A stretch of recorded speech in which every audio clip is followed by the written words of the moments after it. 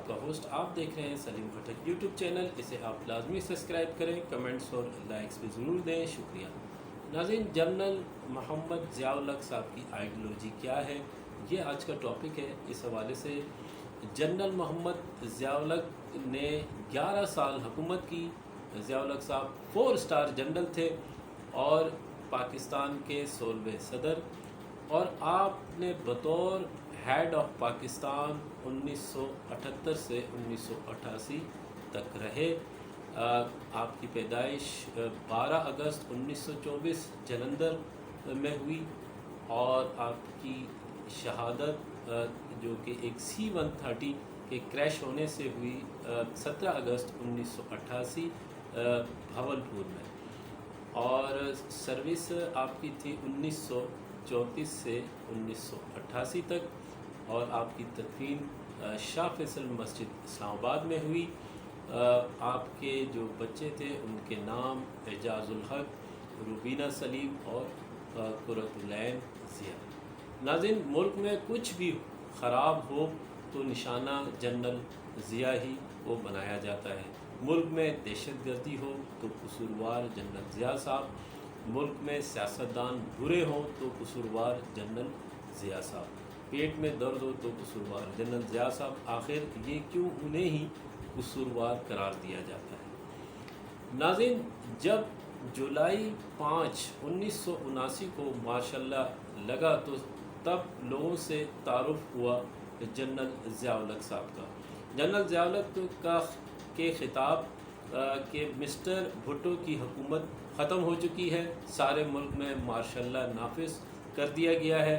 قومی اور صوبائی اسمبلیاں توڑ دی گئی ہیں, صوبائی گورنرز اور وزیر ہٹا دیے گئے ہیں.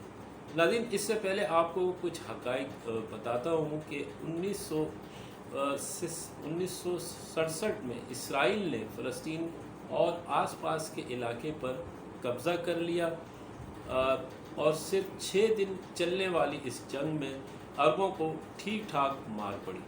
جب یہ عرب اسرائیل جنگ لگی تو اس وقت اردن کی آرمی کو ٹریننگ دینے کے لیے ایک ایسٹ پاکستانی سے تعلق رکھنے والے پائلٹ وہاں موجود تھے. پائلٹ کا نام سیف الاعظم.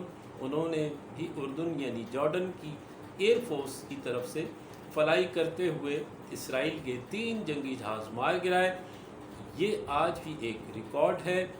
جنگ کے بعد جارڈن نے پاکستان سے مزید مدد لینے کے لیے کہا. اس وقت بریگیڈیئر ضیاء الحق کو پاکستان کی طرف سے ٹریننگ کمانڈر کے طور پر بھیجا گیا. جنرل ضیاء صاحب کا کام ٹریننگ دینا تھا, لیکن اصل مقصد کچھ اور تھا. 1967 میں اسرائیل نے جارڈن سے مغربی کنارے کا وہ حصہ چھین لیا تھا جو فلسطینیوں کے پاس تھا, جہاں مسجد اقصی اور بیت المقدس ہے. تب فلسطینیوں کے لوگوں نے فلسطین لبریشن آرگنائزیشن PLO کے نام سے ایک تحریک بنائی اور اسرائیل پر حملے شروع کر دیے. شروع میں جارڈن نے PLO کو پوری سپورٹ کی. PLO نے خودکش حملے شروع کر دیے اور جارڈن کا PLO کو ڈیفینڈ کرنا مشکل ہو گیا تھا, اور دوسری طرف PLO کو یہ لگتا تھا کہ جارڈن اس سے زیادہ مدد کر سکتا ہے جتنا وہ کر رہا ہے. 1969 نے آنے تک PLO نے جارڈن کی کھل کر مخالفت کرنا شروع کر دی, اور جارڈن جہاں PLO کے کیمپ بیس تھے وہاں اپنی سی حکومت قائم کر لی, یعنی state with in state. Jordan بھی برداشت کرتا رہا, مگر پھر 6 ستمبر 1970 کو PLO نے حد ہی پار کر دی. انہوں نے لنڈن اور نیو یارک جانے والی فلائٹوں کو ہائی جیک کر لیا اور اپنے کنٹرول والے علاقوں میں جہاز کو زبردستی اتارا, اور پھر ان جہازوں کو بم سے اڑا دیا گیا. ویسے تو ان جہازوں کو خالی کر دیا گیا تھا اور کسی پیسنجر کی جان نہیں گئی تھی, لیکن اب PLO ساری دنیا کے سامنے ایک دہشت گرد تنظیم بن گئی تھی. ساری دنیا نے جارڈن کے کنگ پر دباؤ ڈالنا شروع کیا کہ اپنے ملک میں آپ کے ملک میں یہ کیا ہو رہا ہے, PLO کو کنٹرول کریں. پھر اس وقت جارڈن کے کنگ نے اپنے ملک میں تعینات بریگیڈیئر ضیاء الحق کو حکم دیا کہ وہ ان کے خلاف آپریشن کیا جائے۔ تب پاکستان میں حکومت تھی جنرل یحییٰ خان کی، جو پاکستان آرمی کے سب سے برے جانے جاتے ہیں۔ جنرل یحییٰ خان نے بریگیڈیئر ضیاء الحق کو گرین سگنل دے دیا اور 1970 16 ستمبر سے 27 ستمبر کے درمیان بریگیڈیئر ضیاء الحق نے پی ایل او کے خلاف ایک انتہائی کامیاب آپریشن کیا۔ ظاہر ہے کہ پی ایل او ضیاء الحق صاحب کے سامنے کیا ٹھہرتی، وہ ایک منجے ہوئے فوجی تھے۔ 1943 میں ورلڈ وار 2 میں جاپانیوں کے خلاف لڑ چکے تھے۔ 1962 سے 1964 تک امریکی فوج کے ساتھ ملٹری اسٹریٹجی سیکھی تھی۔ 1965 میں پاکستان انڈیا وار میں اسسٹنٹ کوارٹر ماسٹر رہ چکے تھے۔ آزاد ذرائع بتاتے ہیں کہ 2000 سے 3000 تک فلسطینی اس آپریشن میں ہلاک ہوئے، جبکہ یاسر عرفات نے کہا کہ 2500 سے 3000 فلسطینی ہلاک ہوئے۔ 1975 آنے تک پاک فوج نے ضیاء صاحب کو لیفٹنٹ جنرل بنا دیا گیا تھا اور وہ ملتان کے اسٹرائک کور کو کمانڈ کر رہے تھے۔ پاکستان میں 2 اسٹرائک کور ہیں، منگلا اور ملتان۔ اسٹرائک کور کا کام دشمن کے علاقے میں گھس کر حملے کرنے والی اسٹرائک کور ہوتی ہے۔ یہ ڈیفینڈ نہیں کرتی بلکہ اٹیک کرتی ہے۔ فوج نے سب سے بہترین اور بہادر جنرل کو اسٹرائک کور کی کمانڈ دی جاتی ہے۔ 1975 ملتان کور کو کمانڈ کر رہے تھے جنرل ضیاء صاحب۔ انہوں نے اس وقت کے پرائم منسٹر ذوالفقار علی بھٹو کو اپنے پاس انوائٹ کیا اور ان کے لیے خصوصی یونیفارم بنوایا، ایک ٹیگ بٹھا کر نشانہ بھی لگوایا، یعنی پرائم منسٹر صاحب کو فل انجوائے کروایا۔ اس سارے عمل میں بھٹو صاحب کو لگا کہ ضیاء وہ بندہ ہے جو ہمیشہ میرا وفادار رہے گا، اور 1 مارچ 1976 کو بھٹو صاحب نے کچھ سینئر جنرلز کو بائی پاس کرتے ہوئے ضیاء الحق صاحب کو آرمی چیف بنا دیا۔ 1976 میں ملک کے حالات بہت خراب تھے، ملک ٹوٹنے کی وجہ سے مہنگائی بہت زیادہ تھی۔ بھٹو صاحب پر شرابی وغیرہ جیسے الزامات کے ساتھ ساتھ ملک توڑنے کا الزام بھی تھا۔ جنرل صاحب جب ضیاء الحق کو آرمی چیف بنایا گیا تو صرف 1 سال بعد الیکشن تھے۔ جب الیکشن ہوئے تو بھٹو صاحب نے بہت زیادہ سیٹیں جیتیں، جس کا امکان تھا کہ دھاندلی کا الزام لگے گا۔ اپوزیشن نے 9 بڑی جماعتوں نے مل کر پاکستان نیشنل الائنس کے نام سے اتحاد بنایا اور بھٹو صاحب کے خلاف تحریک چلائی۔ یہ ٹی این اے کی تحریک کہلاتی ہے اور پاکستان کے سب سے مشہور تحریکوں میں سے ایک تحریک تھی۔ اس تحریک کو نظام مصطفیٰ تحریک بھی کہا جاتا ہے۔ اسلام کے نام پر چلی اس تحریک نے حکومت کی ناک میں دم کر دیا تھا۔ بھٹو صاحب نے کہا کہ جو احتجاج کرے اسے گرفتار کر لو، لیکن احتجاج پھر بھی ختم نہیں ہوا۔ پھر ایسے حالات کے لیے جنرل ضیاء الحق صاحب کو آرمی چیف بنایا گیا تھا، لیکن پاکستان کی آرمی نے کبھی اپنی عوام پر گولی نہیں چلائی۔ 4 جولائی 1970 کی شام کو خبر نامے میں یہ اعلان ہوا کہ ٹی این اے اور حکومت میں مذاکرات کامیاب ہو گئے ہیں۔ حکومت نے اسلامی نظام کو نافذ کرنے کا وعدہ کر لیا ہے اور ٹی این اے تحریک کی کامیابی کا اعلان کر دیا ہے۔ پھر بجے رات کے 12 اور جنرل ضیاء الحق اسکرین پر نمودار ہوئے اور کہا ماشاء اللہ لگا دیا گیا ہے۔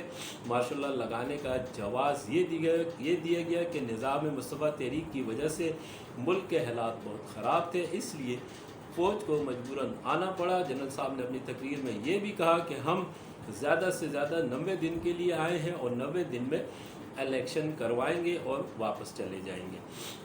شاید فوج کا موڈ نہیں تھا کہ زیادہ دیر اقتدار میں بیٹھنے کا، لیکن پھر حالات ہی کچھ ایسے بنتے گئے کہ انہوں نے مجبوراً بیٹھنا پڑا۔ پہلے تو یہ ہوا کہ بھٹو صاحب کو 2 بار رہا کیا گیا، لیکن وہ باہر نکلتے ہی پھر سے سیاست شروع کر دیتے اور کہتے کہ میں وزیر اعظم بنوں گا اور فوج سے جواب مانگوں گا کہ ماشاء اللہ کیوں لگایا گیا تھا۔ فوج دوبارہ پکڑ لیتی۔ دوسرا مسئلہ یہ ہوا کہ ضیاء الحق صاحب کی پرورش ایک مذہبی گھرانے میں ہوئی تھی۔ ان کے والد کو مولوی اکبر علی کے نام سے جانتے تھے۔ شاید ضیاء صاحب کو خود ہی ایسا لگتا تھا کہ انہیں اللہ نے ایک موقع دیا ہے اور جتنا ہو سکے اتنا اسلامی نظام پاکستان میں نافذ کر دیں۔ آخر عوام تو پہلے سے ہی تیار تھی۔ اور پھر تیسرا سب سے بڑا واقعہ ایسا ہوا جس کے بعد یہ لازمی ہو گیا کہ ابھی اقتدار فوج کے پاس رہنا بہت ضروری ہے۔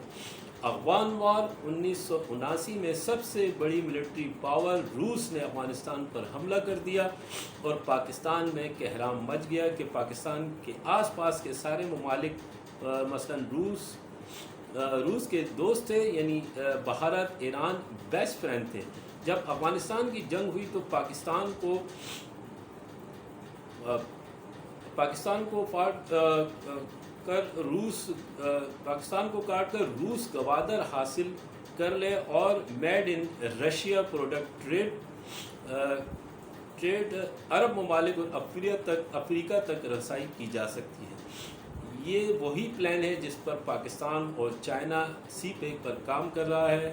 اب پاکستان اور چین یہ کام ڈپلومیسی سے کر رہے ہیں، جبکہ روس نے قبضہ کرنے کی کوشش کی۔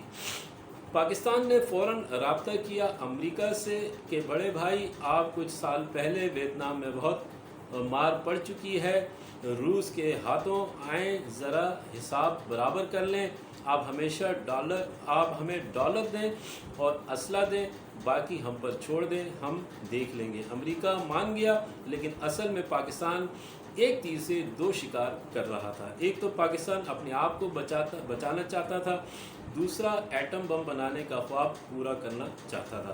ایک طرف 10 سال سے چلنے والی وار بھیانک جنگ چلنا شروع ہوئی، جسے افغان جہاد کہتے ہیں، جس میں ساری دنیا سے لڑاکے بلوائے گئے۔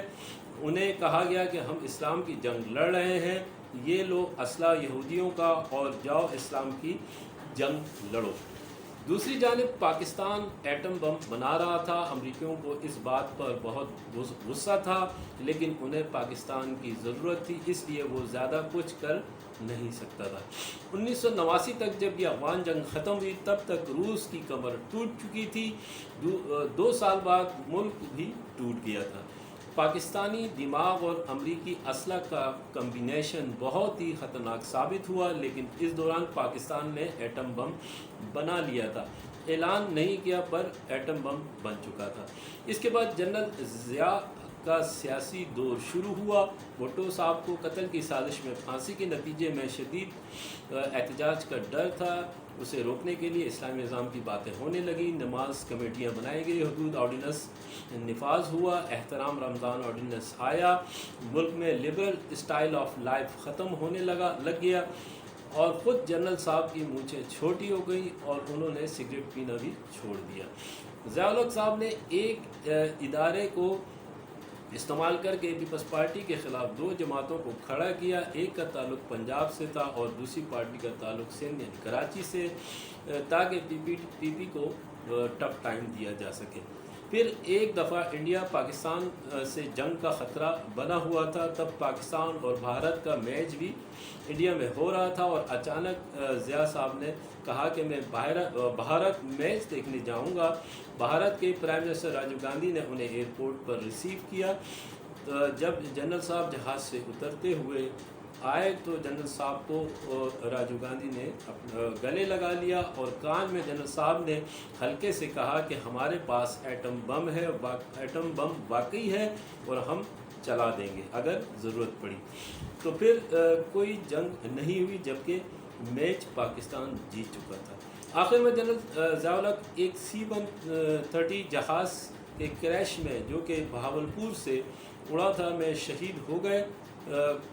کوئی کہتا ہے کہ امریکیوں نے انہیں ایٹم بم بنانے کی سزا دی ہے، جبکہ کوئی کہتا ہے کہ اسلام پھیلانے کی سزا دی ہے۔ بہرحال جنرل ضیاء الحق صاحب شہید ایک دیانتدار اور نڈر فوجی تھے۔ اللہ پاک ان کے درجات بلند کرے، آمین۔ ناظرین اجازت چاہوں گا نئے خواہشات کے ساتھ۔ Thank you very much. Pakistan army زندہ باد، پاکستان پائندہ باد۔ اللہ حافظ۔